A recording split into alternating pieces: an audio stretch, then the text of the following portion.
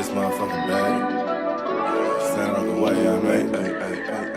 Sacrificing time for this shit, man, I got a plan. Tried to tell niggas years ago, they ain't understand. Riding by myself and it's cool, I'm all in my head. Everything in life you can't replace, I build relationships. Pretty little smile make a nigga wanna lock it in. We met the same time I lost a friend, we should try again. You been on my mind, you should hop in. I ain't gon' hurt you, baby girl, you know we locked in. Used to be on FaceTime calls on the regular. Never made time, landed on my busy schedule. Now every time I hit the bay, you know I think of you. Working on your brand.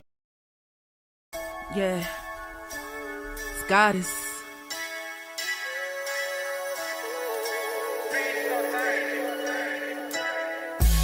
And I'm a day one type of girl. Ain't nothing wishy-washy over here. I don't jump around, stick to one side. Yeah, the silver, the blue, we got them in their feelings. That star on the field, come pay the D a visit. They say it's hatred, is it? I call it hate and simping. Cause if we wasn't that hating, they wouldn't be in our business. Listen, West Coast say the water tastes better. The fan base go harder, and all the ladies get wetter. Yeah, that's how it is when you straight reppin' for Dallas. We get it in the trap, and LandLord tell us what's happening. No explanations in no shape, form, or fashion. When Henny drop the stats, ain't nothing else to be asking. Them numbers don't lie, that's why your argument dry. And we still got them rings, you got your eyes on our prize.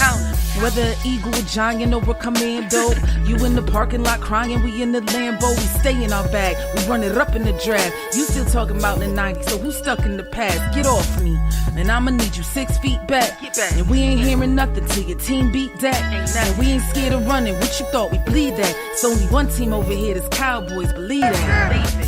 Yeah, this you got is the poet. Big up West Coast Cowboy, HTM Sports, and LandLord from Alabama. Y'all check them boys out. Now don't play around with the Cowboys content. Yeah, and you know it's DC. Yeah, DC4L. 31 teams in the NFL. His system is designed to stop 25 teams. Shit, I need a linebacker that's over 200 pounds. I need a defensive tackle that you got to pull away from the buffet. He's gone, so no. Let's talk about that. But yeah, that's a large part. That's a large part of your I gotta team. make this point because I ain't gonna lie, I forgot about it until you mentioned it. So I gotta get this out before it flees me, and the nation needs to hear this. Special treat for y'all. But before we get into the treat, man, you listen to me, man. You know we supposed to be live at 10, but I told you, listen to me. I told you we are not Cowboy live streamers. We are Cowboy what? Live streamers. You know what I'm saying? And we had life happen to us this morning, man. But let me tell you this right here, man. We are live. And this morning, we got a special guest. The 3 amigos. I can't even do it. Let me get it. The Ribbon of Cowboy content have brought you guys something very, very special, man. Very, very special. Mr. Top Cat, Mr. Tony can say it himself, man. What is up with you this morning, sir? Hey, I'm doing great. So it seems to me it's a cuatro amigos. So we got 4. Yes, sir. we got the 4th. Hey, we made it. So hey, I'm just glad to be here with you guys. Appreciate you, man. But I say, before we get into the content, man, because I'm gonna tell you, man, I know this internet make it seem like it's free. I'm gonna tell you this right now, man. This internet costs, man. So this is what we gotta do. we gotta pay a couple bills over here, man. We gotta pay a couple bills. So this is what we about to do. I'm about to go through here. I'm about to say what's up to everybody that's helping pay these bills around here and keeping West Coast LandLord and HTM on. And we about to get to it, man. So, hey, you know what, Henny, I'm gonna let you start this thing up. Start it off while I update my thumbnail real quick. Me too. Already, man. Well, hey, man, it's your boy Henny the Moore reporting live from the liquor store. How's everybody doing today, man? So, hey, I just want to take the time to give a special shout out to the folks over at the page showing love and support. Joshua Fisher, Mickey, I see you. NFZ, I see y'all tapping in over here, man. Thank y'all. And hey, we in here with a legend, man. Like he started on 2 of our championship teams. So you got to show love to Mr. Casillas, man. So everybody give it up for Mr. Casillas while you're in here, man. Facts. LandLord, man. Let them know what a trap is, man. Yes, sir, man. Y'all already know LandLord from Alabama, live from the trap, man. We got a lot of people in here rocking with us today. You know, shout out to Mickey, shout out to Nisi, shout out to Rozzy, shout out to Bruce got the Toxic Juice, Kelvin Hicks, Jameson Taylor, man. Y'all make sure y'all show some love. We got a legend in the building, a 2-time Super Bowl champ, man. We on our championship vibes. Let's go. Let's get Yes, it. sir. Go ahead. No, go ahead, man.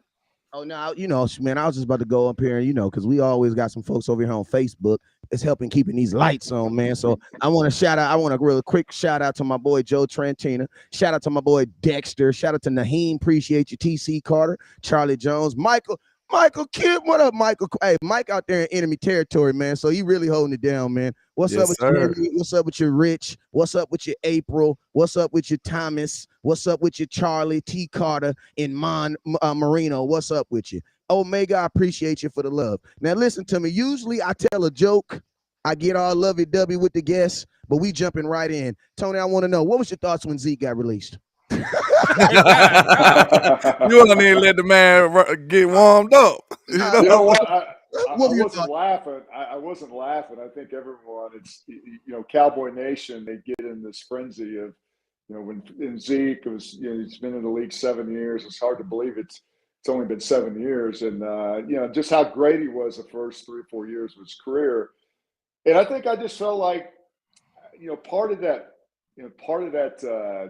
the starting of trying to do something, go in postseason play and really just kind of create something, a legacy for that particular team, fell short. And I kind of felt sorry for Zeke because, I felt like that they didn't do him justice over the last few years. It was either they didn't play complementary football. And, now a lot of people on social media were bashing Zeke's all washed up and Tony Pollard and everything. And now that he's gone, everyone's like, oh, okay, we're so sorry that Zeke's gone. And I'm like, just stop it. I mean, most of those people on social media, the haters that wanted Zeke out of the building.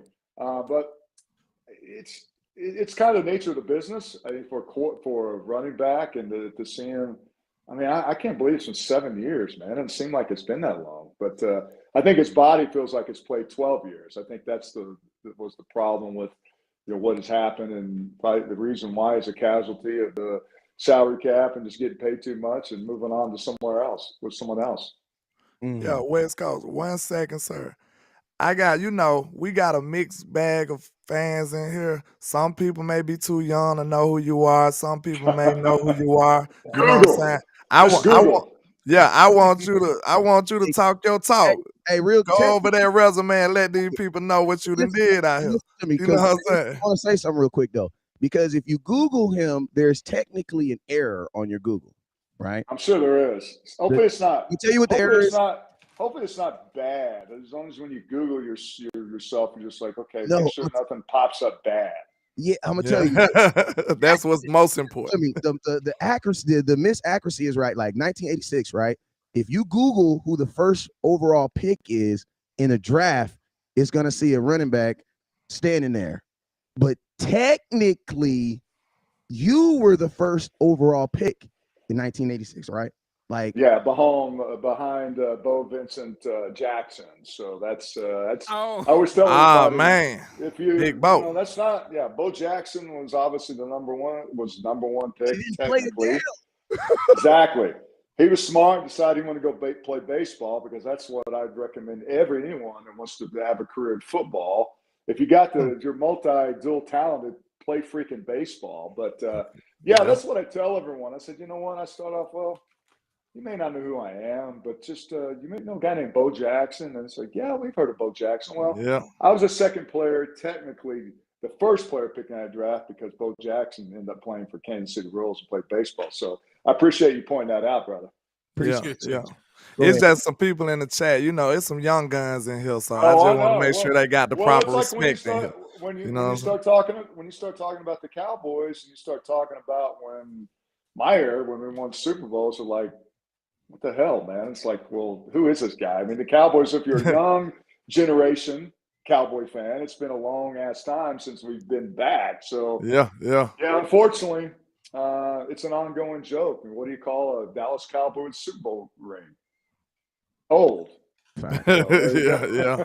Right. You know the irony of everything though? The irony is like when you were a Dallas Cowboy, right? You guys always had to go through the 49ers and you guys always handled business, right? So now you see the Cowboys or a team who get to the playoffs, and it seems like that same franchise that you guys used to dominate now kind of like has our number. Like, what are your like? In I've looked at your content, and I know you were very you up to date on things when it comes to Cowboys and things like that. I want to know, man, if you had to sum up the last 2 Cowboy playoff games, why couldn't the Dallas Cowboys beat the 49ers like you guys were able to? Whether it be and think about this, T. We had an opportunity to play them at home and on the road. So we've tasted both sides of the spectrum, and both games basically ended the exact same way. So it's like if you're in the last play of the game. So I mean, if Jerry brings you in, he's asking you, how do we get over this 49er hump? What are you telling this team, man? Man, I wish I'd had $1 for every time a Cowboy fan asked me that question, because ultimately it's hard to pinpoint it. I'll sum it up like this. I think when we played, obviously back in my era, we played great in big games, okay? And it seems like this generation Cowboy teams, for some reason, whatever, lack of focus or whatever it is, they don't play great in the big moments. And I think that's a difference between really good teams and really kind of like teams that are just kind of there and really haven't proven themselves. And I think that's what we've been able to do. And I think there's a certain sentiment in the Cowboy Nation is like, we've been told this for several years, and yet when we get to the playoffs, we just don't play the level that we need to be able to play to beat teams like San Francisco.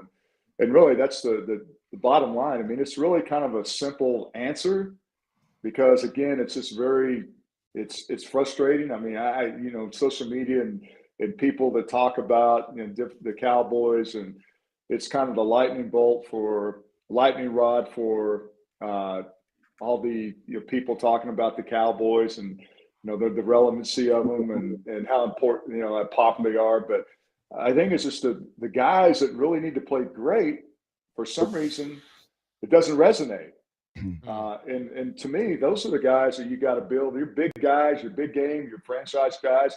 Those are the guys that have to play great. But then you need the role players to sprinkle in there and make big plays. But that starts with the guys that are really the leaders and the guys that are supposed to play big plays in big moments. Right.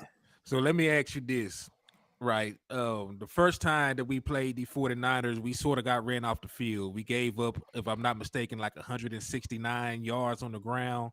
And, I know as a defensive tackle, I believe your specialty was as a run defender. So what would you do to shore up this run defense? Because there has been an Achilles heel of this defense for the past several years. Great question.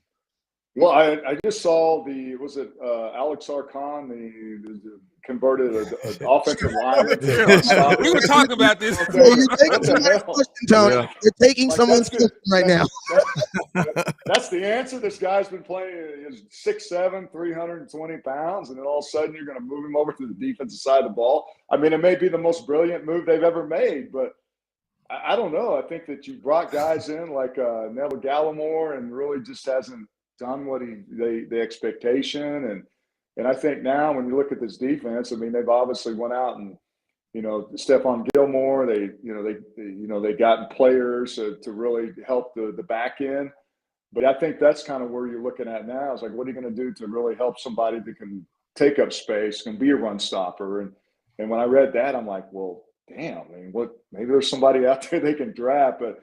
But to your point, I think that's what you need. And really the thing that, regardless of who's on the field, whoever's playing inside, outside, wherever, back end, I mean, these are the guys that really just have to find a niche in the NFL. And really, for the most part, the Cowboys have done pretty well. Obviously, the free agencies they've signed thus far. But, that's where you need the dogs, man. I mean, you need the guys that get down there and down and dirty, take up space, are nasty, have tenacity.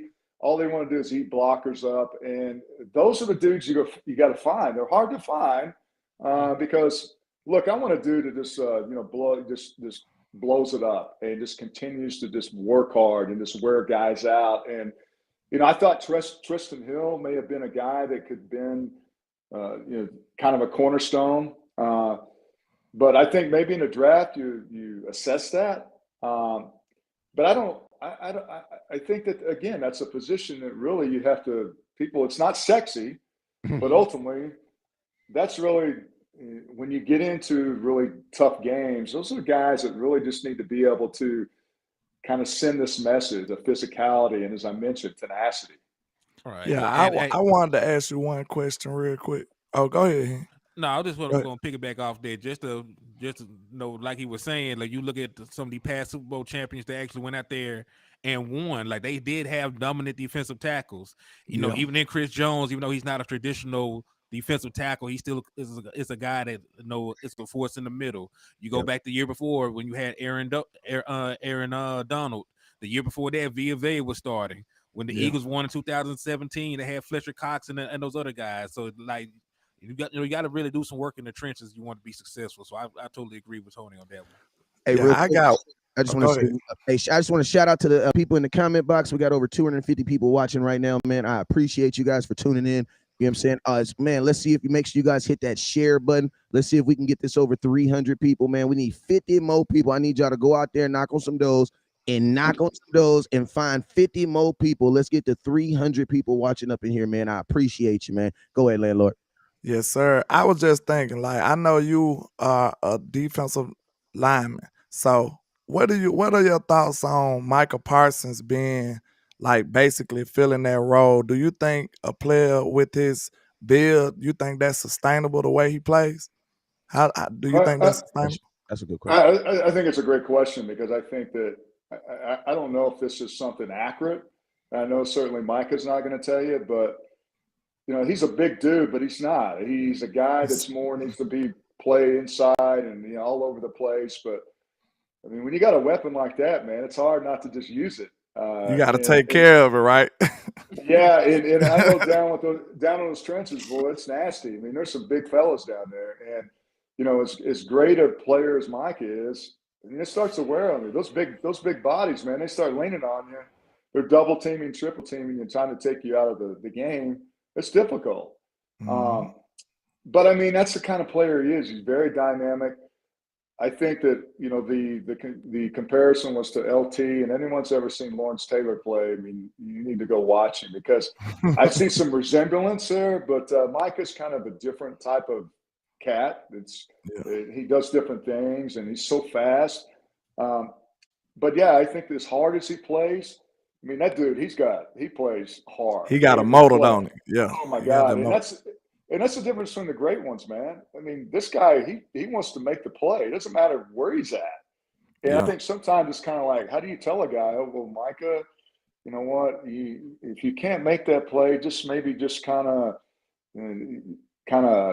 not shut it down or not play hard, but don't sacrifice your body. And that's kind of hard when you're a football player and you play with that mentality. It's kind of silly to say, but I think it wears and tear on it. You got 17 games in the regular season. You're playing as hard as he is and playing down there in the trenches, and you got your hand down the ground. I mean, that's different than being able to play on that second layer and just roam around the field, and hopefully those guys in front of you protect you. But man, I tell you what, it's great to watch him play. And I think here's the thing too, is that when you got a guy like that, you just feed off of it. I mean, that's he's just so infectious, man. It's like, dude, we want a ball just like him. Yeah, just to piggyback off of it one more time, like what you were saying, I was thinking, like, I know what, everybody got their preconceived type thoughts of what they think that makes a champion, right? So I feel like it takes ability and the mindset. So what would be some intangible things that you point out, like, that you would find consistent throughout, like, that make up a champion? Like some of the intangibles that you've seen consistent throughout the years. Well, I think that you have to be smart. I think there's a lot of teams in the National Football League that have great players, but how smart are you? I mean, there's a difference between football aptitude and, understanding the game. But, I think a lot of teams that are really just prepared and collectively are just accountable. I mean, those guys, it's all, when I went to the NFL, I found out right away that it's not about being physical. You got to be fast, but you got to use your head. You got to understand the game. And I think that you have to have that. I think obviously you have to have a tremendous leadership. And I think that comes from your quarterback. You have to have a great quarterback that really makes the plays. And I think Dak got a lot of criticism last year, and rightly so. I mean, there's some times when, there's a reason. That's what goes along. I mean, as much as I'd love to be a damn quarterback and have all the money and the glamour, man, there's a lot of criticism that comes along with that position. You guys know that. I mean, that's probably the toughest position to play in the NFL is be the quarterback for the Dallas Cowboys. But if you win, it's the best position, the best team to play on when you're great at that. But I think that, coaching is obviously, it's a different type of brand football now. I mean, I had one of the greatest coaches that just do everything to push your buttons, and Jimmy Johnson. But I think that you have to really just, again, it takes this really calmness. It takes this focus to really, when you're under the gun, you know how it is, when you're making a decision under pressure. I mean, it can't be this impulsive, okay, let me just try to make that play and hopefully we'll make it. I mean, the impulsive decision, especially when it comes to playing quarterback, man, you can't miss on those too much. And I think consistency to me is really be consistent in doing it over and over. And again, I cannot reiterate, you guys heard me talk about this, being able to play great in the big games, man. That's when that's when you defined you. Yeah. Whenever when LeBron James has to make a shot, or, MJ, or all these guys that are players, Patrick Mahomes, all these great players, man, and all collecting their team, man, that's what they do. You got to live for them kind of moments. I remember you had 3 sacks. I remember you had like 3 sacks in a playoff game for us, man. I think I was like 12 years old, man. Were you? I was gonna say, how old were you? Like in your diapers or in your poo-poo diaper or what? Yeah. I just broke the first rule that you did. My bad, man. I didn't mean to do you like that. No, it's all good. Hey, look, I remember them sacks though. All right, that's what's most important. It's a perfect example. I mean, I played with a bunch of dogs: Charles Haley, Tony Tolbert, Ken Norton Jr. I mean, we dominate. Russell Maryland, Leon Lett. But you never knew when it was your time. It's like, hey, look, I want to be like that dude. I want to get my opportunity. And that's the thing about it. When you get your opportunity, that's when you got to take advantage, especially in those big games. Because we're talking about resume. I mean, hopefully they won't cancel culture of what you used to do when you played in the NFL or what you did championship. I'm just having a little fun with that. But really, they do not cancel those things. They don't forget the history of that, because you had your moment. You're in a big game. You had your shot. You got your shot, and hell, I took advantage of it. I mean, who knows in a game like that? You don't know if you're going to throw for 400 yards and have 3 touchdowns. Or you don't know if you're a run stopper that has the opportunity to get 3 sacks in an NFC Championship game. So, man, that's a fun part about it right there, guys, is being able to have fun and just really just playing those big games and say, hey, dude, I want to be part of this too, man. I just don't want to, the guys that you expect the people to make plays. You want the role players, the guys that you don't hear their name a whole lot. Who's that? Wow, that dude just balled, man. He had 3 sacks in the game. Yeah. Well, I have a quick question for you. Because, since you did play at Oklahoma, you did play under Barry Swisher when y'all won y'all NCAA championship, and of course, you played with Jimmy Johnson. So, what's the difference in coaching styles there? Because I'm very interested in that. Wow, that's people ask me that question, and I think that those guys did things differently. I think Coach Switzer was kind of this calm leader. There was had a very charismatic, a tremendous recruiter, and just really just kind of resonated with everyone. And really, I think that, to me, is he didn't really feel like he had to do things that Jimmy did. Like if we lost a game on a road trip, he'd tell the flight attendant, "Don't feed them because they didn't win the game. They don't need to eat." I mean, that's kind of some of the things that Coach Johnson would do. I mean, he would just try to. He would look for the soul, like what I need to do to send a message. And I always asked him. I did a podcast. I had him on. I asked him those questions because, well, I just need you guys to understand the message is that I don't like to lose. I said, well, we don't like to lose either, Coach. But every once in a while, you get your ass kicked. But, Yeah, I mean, but both those guys, Coach Switzer, he is such a tremendous dude. I mean, he is more, and not to say anything, negative against Coach Johnson, but I think he's more personable.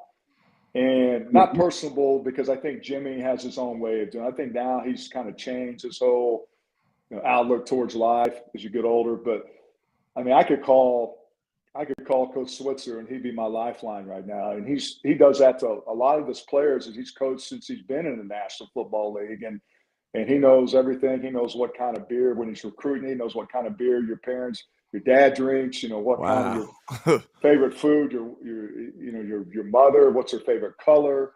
I mean, he goes in depth and he does things that really just like, wow, this guy knows everything about it. I'm like the most important guy in the room. And and it just stuff like that. I mean, that's what he does. And really that motivates guys. It's like, okay, I want to play for this guy. I mean, this is what a guy cares about me.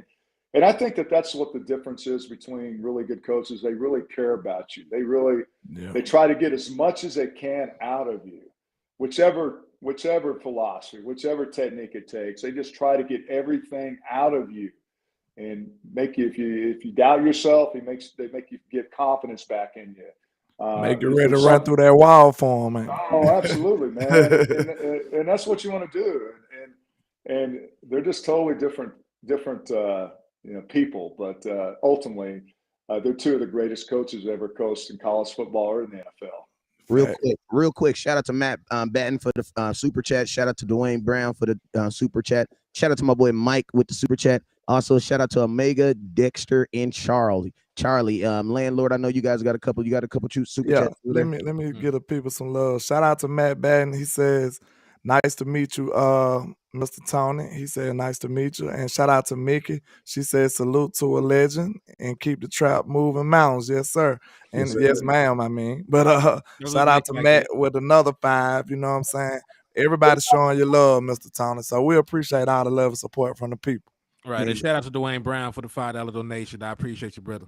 Yes, sir. Yes, sir. And since and I'm gonna tell you this right now, since we talking about donations and all this stuff, Mr. Tony, I need you to go put your wallet up because we about to dig in your pockets real quick, man. Is that what you're saying? All these good things about me to kind of set me up. Absolutely. I see how this is. Listen to me. Cowboy Nation been good to us. I ain't gonna ask you for no dollars, but I will ask you. I do need to know, how is it really doing contracts with Jerry Jones? Like, that's a great question. Like for real, like actually sitting down, making a deal with Jerry. Put a pen in your hand, smiling, him smiling. I want to know, is his legs crossed when he talk to you, or is they not crossed? Is he just chilling? How is that really going on? I need to know. Go through that. You did it twice, so we want to know, did you have to coach yourself up the second time? Or, you know what I'm saying? Well, it's funny. When I was traded to Dallas, and I found this out because you asked me about Jimmy Johnson and Barry Switzer. If you hadn't had a chance, you got to get the audio version of the book or the hard copy of this book, The Swagger, and it's a tremendous book. But it was funny because Jerry Jones in the book, Jimmy talks about this. That he was talking about trading for me when I came to Atlanta, from Atlanta, because it was just kind of a toxic this environment, and I just wanted out. Mm-hmm. And so Jerry and I just.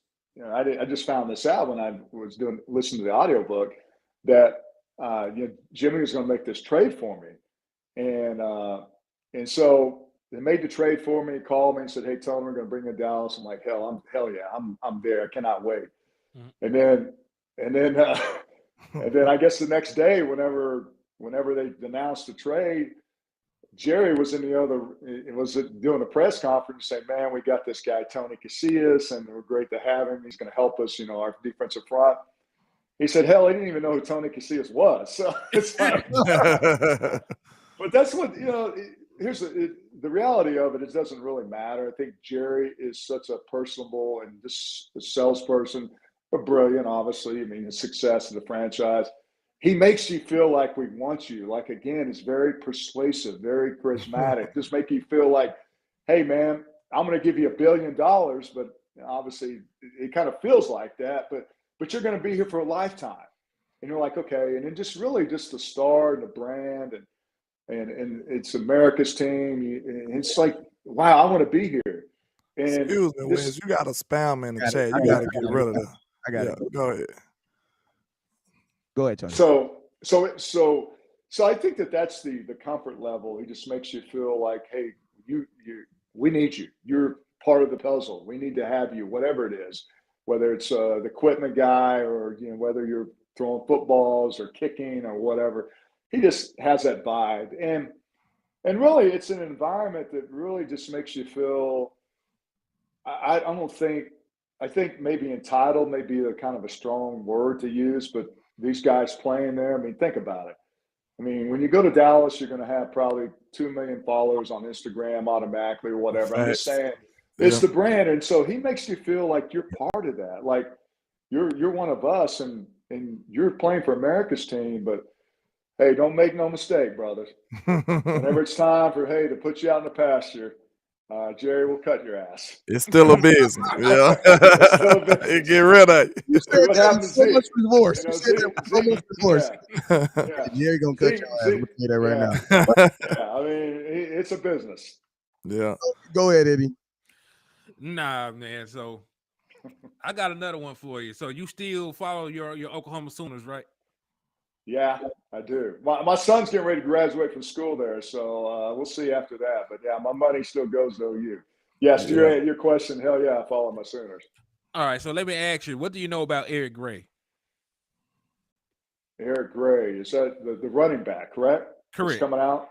Yes, well, I mean, I saw him play. I don't really I think he's got a lot of moxie to him. I don't know. I haven't followed him to this point. I think he's obviously coming out in the draft, or has he got one more year? I don't know if he's declared or not.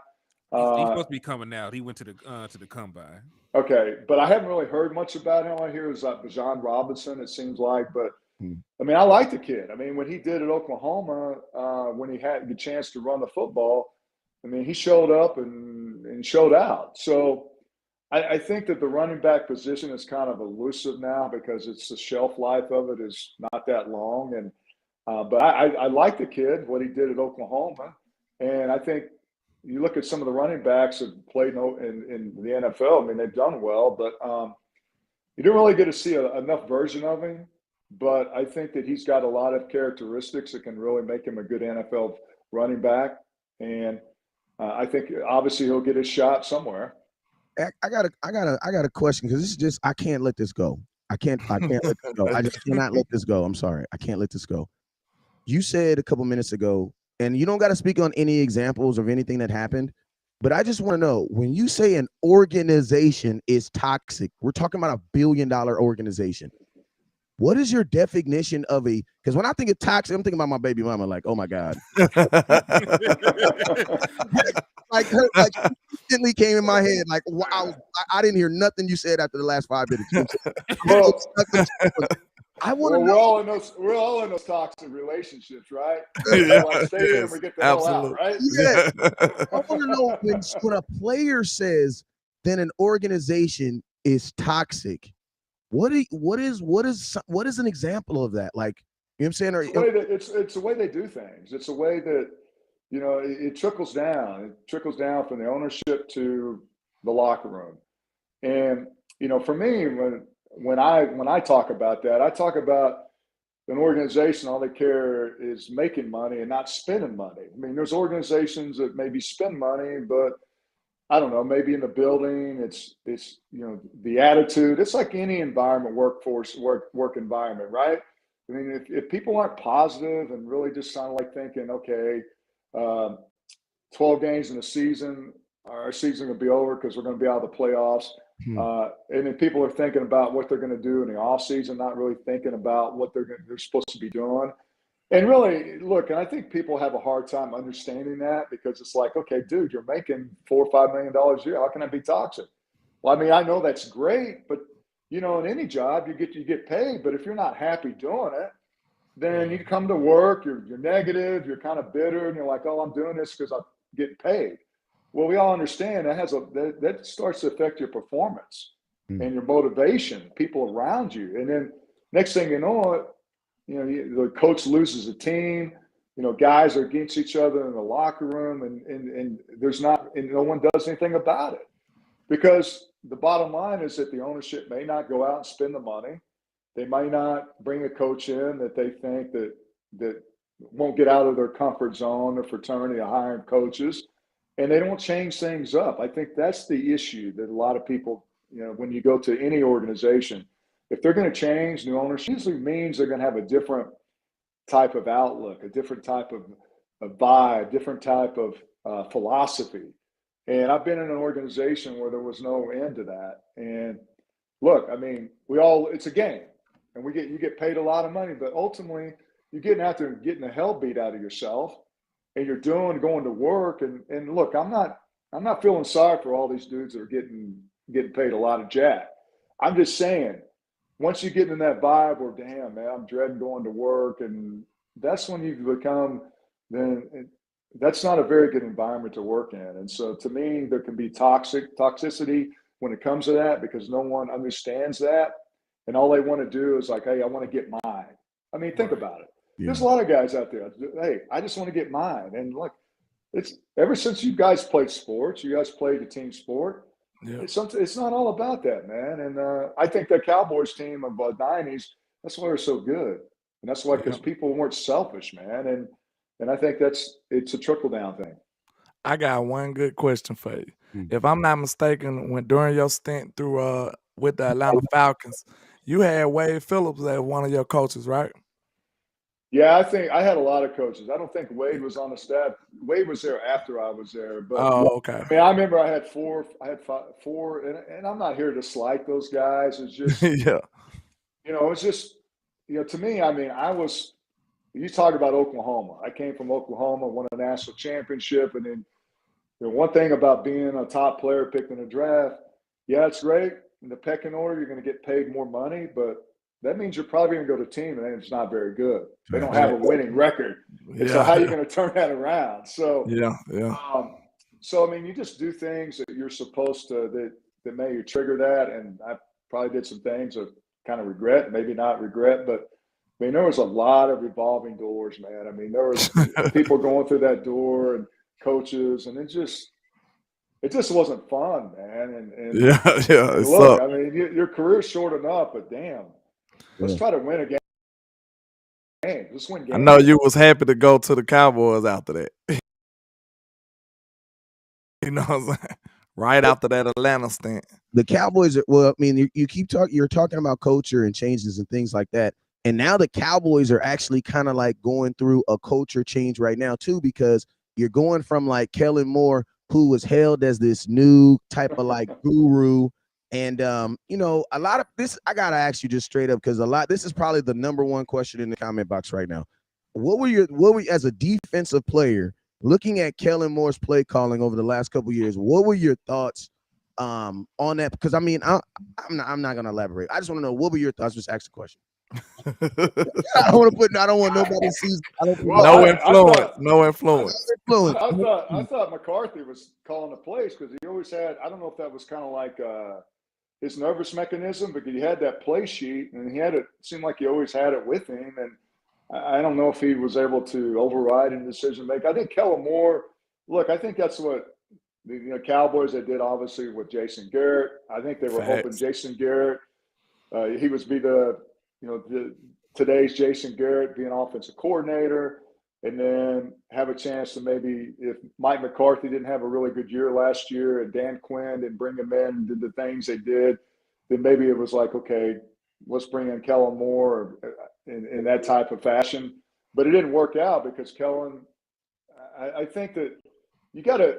I think offensive coordinators, they get stuck in their ways and they go back to the same play. And really, the definition of insanity is like trying to do the same thing over with different results in the same way. And so he was doing things that way. And I think that they really, I think it's, I don't know why they didn't do this when they first hired him, but why didn't they let Mike McCarthy do the call playing when he first came in? I mean, and here's the thing too, and I'm not, again, you got to look at this a broad way, is that Mike McCarthy had a good quarterback. Aaron Rodgers is a pretty damn good quarterback.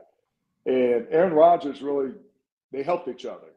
And, McCarthy was a good play caller, but it makes it a little easier when you have someone like that and have the tools around you. But I just think Kellen Moore, they think that they said, look, we're going to make some changes. They needed to. That McCarthy, you can't fire McCarthy after he wins, 13 games or, So I think that they decided to go Mike McCarthy's way and, hopefully bring couple of different playmakers in there.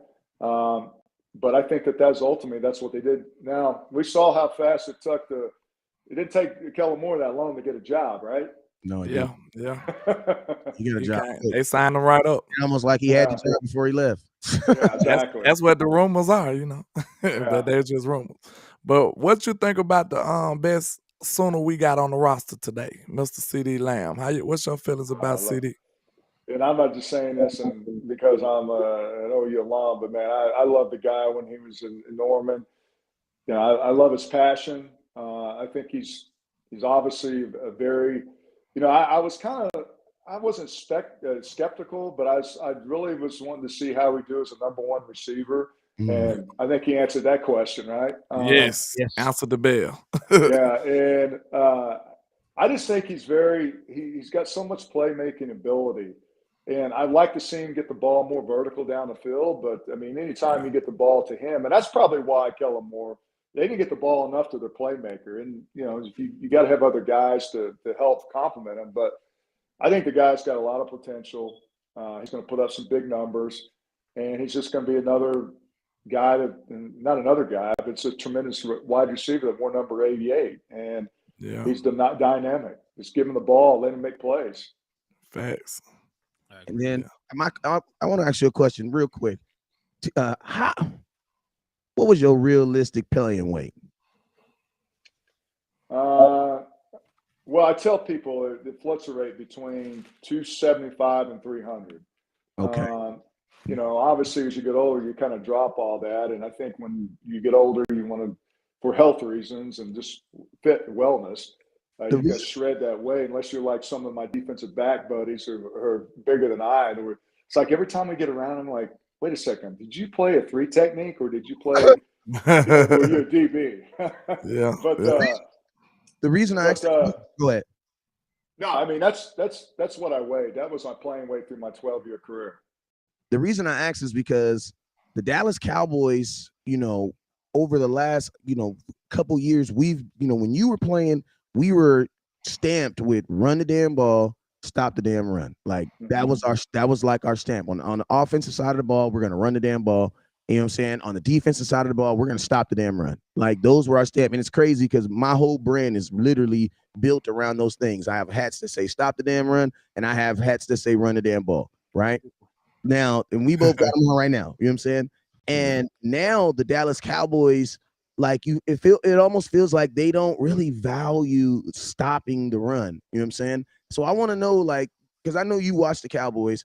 Is it a defensive tackle situation or is it a linebacker situation? Like, which, if you had to improve one of them, either the defensive tackle position or the linebacker, which would you do to get us the most quickest success?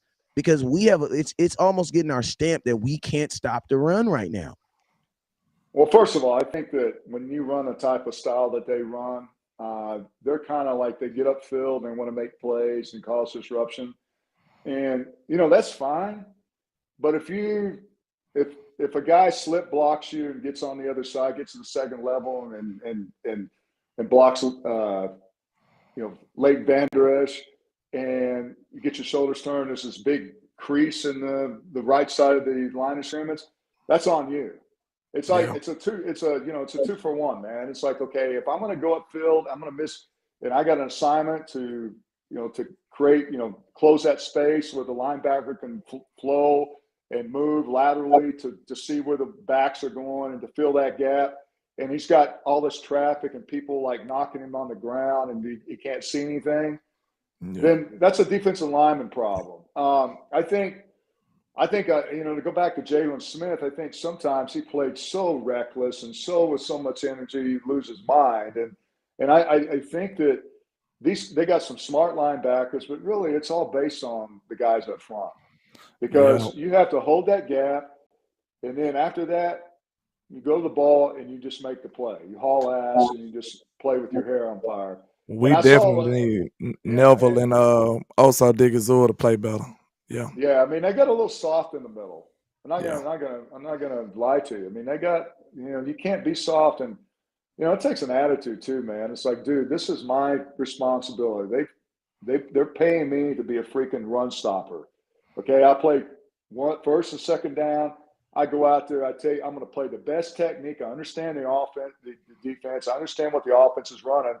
I'm going to give my guy, my quarterback behind me. I call him the linebacker, Mac, weak side. That guy, I'm going to give him a chance to make plays. And I guarantee it, people don't see that. It doesn't show up in the stats. It's not sexy. But the next day when I watch that film, and they're averaging like 2 yards per carry, and my linebacker's balling his ass off, that's on us, man. You did your job. And they're not going to be averaging 6 or 7 yards a carry.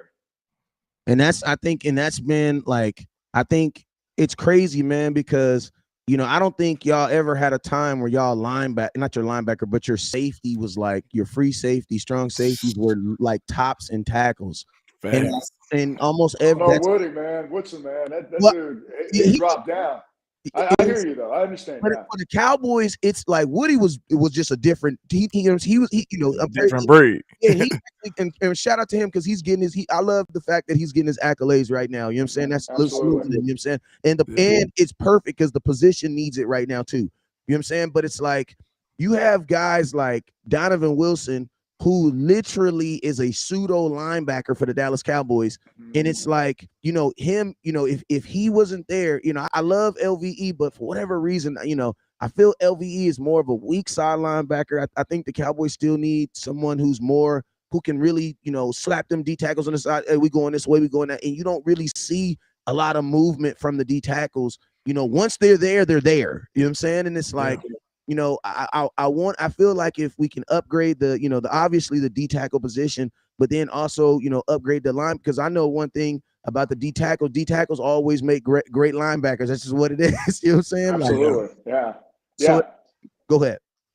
No, I mean, I agree with you. I think Leighton Vanders is obviously, he had a tremendous rookie year, but I think last year he had a great year. I mean, he's coming back for another 2 years and getting paid. And, but I think I will say this, and when we're in a game and all of a sudden you look back there and all the linebackers are getting knocked out of the frame when you're watching the game, the game tape the next day, they're a little upset at you and they're yelling at you. They're swearing at you in the huddle. It's like, you guys need to get your crap together because we're getting knocked off back to the defensive backs. And I'm like, okay. But, I think that, and I say this all the time, it becomes like the technique, man. I mean, that's the one thing that really, you can be like this big space eater and pick, clean, and just take up space. But there's a technique to that, okay? You're just not going to plug some guy in there. You want guys that are from tackle to tackle that can move laterally. That's it. That's all you're asking to do. What's that? Yeah. 3-4 yards on each side, but no missteps. Read the guy in front of you, understand the philosophy. And, I don't know. I think that's I thought that they had depth at that position. But once you start getting some guys banged up, it really kind of just accentuates some of the things that you're struggling with. And really, I mean, those linebackers in San Francisco, man, those some dogs there, boy. I was just about to say, it's even dire for us. It's even worse for us because we got small safeties. You know what I'm saying? It's even worse when Look. the defensive lineman, when the O lineman get to the second level, because we got small safeties back there too. You know what I'm saying? they'll So blow they some- they'll really blow getting someone blowed up. off the ball. Yeah. They'll save you. But yeah, I think it's all just, it's the depth, and it's really just the attitude and the technique and understanding what you need to do, and really just someone giving you the business whenever you're not doing your job, man. Hey, we got about 3 more minutes, man. We're gonna do some rapid fire questions. Everybody's gonna ask you one quick question, man, to get up out of here. And then shoot, man, you're gonna give us your honest response to it. Shoot, HTM, I'm gonna let you start off, man. All right, man. So, I really should have did more prep work. I think I shot out most of my questions already. It's all good. I ain't gonna lie. What's my favorite alcohol? You can ask me that. Yeah, to be at the liquor store. In the liquor store. Hey, brown or white. Both colors, man. He like them both. Tequila, man. It's tequila. Come Hey, on. I got a question. Tequila the best drink in the world. Shoot, man, I heard that. Quick question: if you drafting at 26, what position you taking for this team right here? If there's a good defensive lineman available, maybe there. I think maybe that's the position you got to look at inside. I think it's the best player. But John Robinson, for some reason, I don't think he's going to be available. Me neither. Maybe, yeah. But I think you really got to find a player that you've done your due diligence on. If there's a wide receiver as crazy as, then trade for Brandon Cooks, I think someone that's really going to help you immediately, if that makes sense. And, it's as hard as that's to do, because everyone's been there and done that as a rookie. You contribute, you change, and, it's the transition. You don't know what these guys are going to do. That's the hardest part about it. It's really just hitting on the players you draft. But I would say a defensive tackle, a running back, another wide receiver, a linebacker. I think really ultimately this comes who's available that can help you. Really, I think it's, I don't think there's the need. Look what happened when CD was it 3 years ago? Was he drafted 3-4 years? He dropped. He fell right there in the Cowboys' lap, and they were able right to in their lap. Yeah, so I think there's things you address, but we talked about the defensive line inside. If you can find a kid or someone there that can help you, pull the trigger. Well, I got one for you. My place, what I call mine, is the trap over here in my YouTube. Oh no. Okay, yeah, we trapped out. But look, mine is gonna definitely be a little nefarious. Okay, so look, I'm gonna put you in a bind. Go ahead. If you had to bet the house on any defensive player on this team, who would it be other than Micah Parsons? You know what? I love D-Law. I think I don't think he gets enough credit. It's all about it's based on stats, and as a defense edge rusher, it's all about sacks. I think he's a guy you can trust. But I like Trayvon. I think Trayvon with Stephon Gilmore. Trey Diggs. I think, I like him. I think he's a guy that you can trust. And I think Leighton, it's all about guys that play consistent, right? Yeah. And it's all about consistency. They may not play great every game, but they play good. Yeah. And they make enough plays that it's going to contribute to winning, or even come close to losing, but almost winning. So I think that, Dak, I want to believe in Dak. You said defensively, right? Yeah, so I was saying defense. Yeah. But I think those guys, but really, I want to find someone inside that I can really just think, we need to find a player like Leroy Glover. We're going back to different, like Leon Lett. Look, guys that really just cause a lot of disruption. But those two guys right there, they're you can count on those dudes. That's why they've been in the league, especially the Marcus Lawrence. I think the dude is from top to bottom, does everything, plays the run, and is a tremendous pass rusher. You got me with Diggs. I should have excluded him too. I'm gonna let you go real quick, but I want to know, Tony, real quick, man. What in 30 seconds, man, what are your thoughts on the Dallas Cowboys quarterback, man, Dak Prescott? He's got to be better. He's got to. I mean, I think that, you know, some of these wide receivers that are free agents and they want to go to different teams, I think it's based on who the quarterback is. Because, you know, Dak, we give Dak a hall pass from last year, but I think is he good enough to lead him to an NFC championship? Yeah.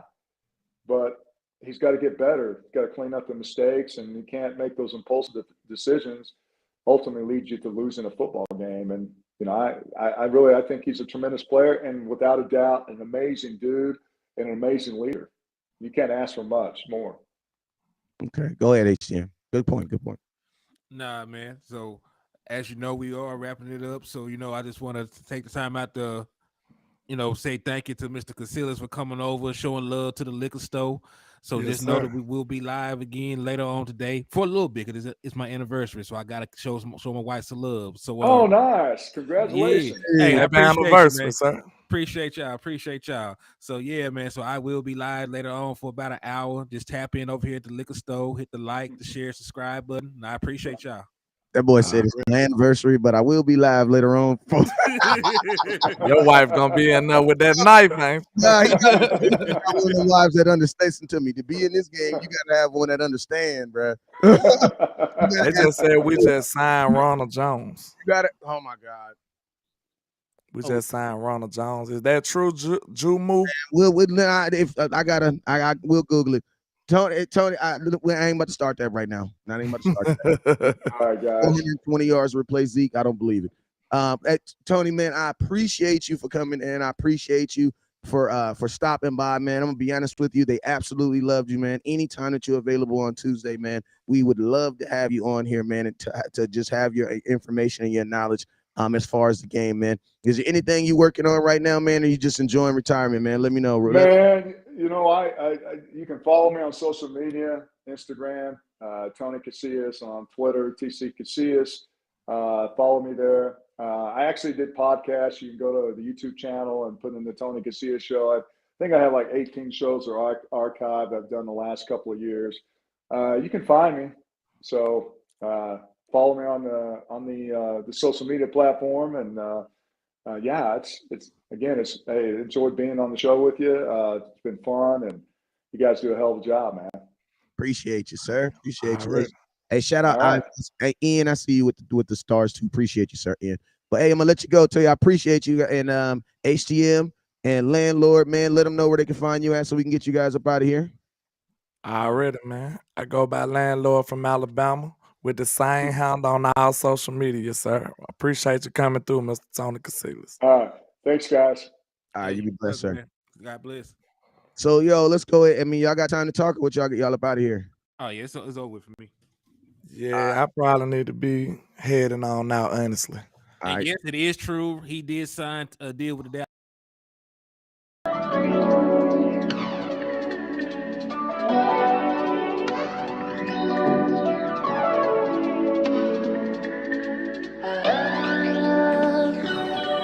Thinking about changing locations and shit. Man, into this motherfucking bag. Stand on the way I made. Sacrificing time for this shit. Man, I got a plan. Tried to tell niggas years ago. They ain't understand. Riding by myself and it's cool. I'm all in my head. Everything in life you can't replace. I build relationships. Pretty little smile make a nigga wanna lock it in. We met the same time I lost a friend. We should try again. You been on my mind. You should hop in. I ain't gonna hurt you, baby girl. You know we locked in. Used to be on FaceTime calls on the regular. Never made time, landed on my busy schedule. Now every time I hit the bay, you know I think of you. Working on your brand, love you. Yeah. It's goddess.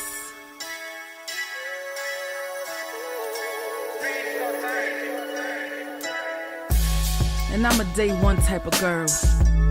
Ain't nothing wishy-washy over here. I don't jump around, stick to one side. Yeah, the silver, the blue, we got them in their feelings. That star on the field, come pay the D a visit. They say it's hatred, is it? I call it hating simping. Cause if we wasn't that hating, they wouldn't be in our business. Listen, West Coast say the water tastes better. The fan base go harder, and all the ladies get wetter. Yeah, that's how it is when you straight reppin' for Dallas. We get it in the trap, and landlord tell us what's happening. No explanations in no shape, form, or fashion. When Henny drop the stats, ain't nothing else to be asking. Them numbers don't lie, that's why your argument dry. And we still got them rings, you got your eyes on our prize. Whether an eagle, a giant, or a commando, you in the parking lot crying, we in the Lambo. We stay in our bag, we run it up in the draft. You still talking about the 90s, so who's stuck in the past? Get off me, and I'ma need you 6 feet back. And we ain't hearing nothing till your team beat that. And we ain't scared of running, what you thought we bleed that? It's only one team over here, that's Cowboys, believe that. Yeah, this you got is the poet. Big up West Coast Cowboy, HTM Sports, and LandLord from Alabama. Y'all check them boys out. Now don't play around with the Cowboys content. Yeah, and you know it's DC. Yeah, DC4L. 31 teams in the NFL. His system is designed to stop 25 teams. Shit, I need a linebacker that's over 200 pounds. I need a defensive tackle that you got to pull away from the buffet. He's gone, so no. Let's talk about that. But yeah, that's a large part. That's a large part of I your gotta team. make this point because I ain't gonna lie, I forgot about it until you mentioned it. So I gotta get this out before it flees me.